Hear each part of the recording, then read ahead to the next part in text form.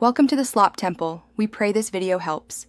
You start by verifying your Minecraft version because packs target specific game builds. That avoids mismatched textures. Next, open the Minecraft launcher and click Installations to see the active version.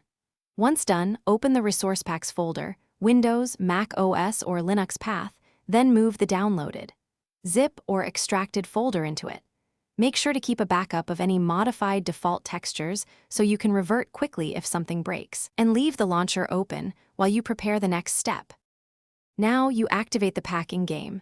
Go to Options, Resource Packs, and click the arrow to move your pack into Selected. You want to load it so Minecraft can unzip and cache assets. That speeds up load times. If you run Optifine, enable custom item and block models in its settings because Optifine adds features that vanilla lacks. Also confirm the pack format number in pack. McMeta matches your Minecraft version. Mismatches cause textures to not appear or to crash the game. Finish by loading a world and inspecting common elements, blocks, items, sky, and GUI, because those reveal most issues quickly. Once done, tweak settings like mipmap levels and anisotropic filtering to balance performance and sharpness.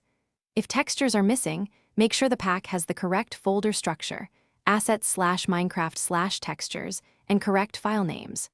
As a troubleshooting tip, open the game log or press F3 to watch for missing resource errors. They tell you which file path or name needs fixing. Thanks for watching. Consider subscribing if we helped you.